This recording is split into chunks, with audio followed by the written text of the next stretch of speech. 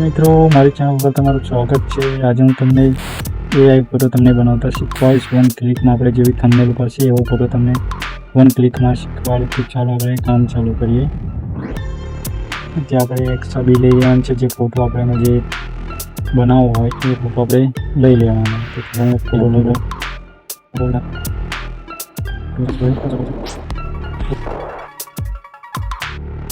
photo આવી ગયા પછી આપણે એક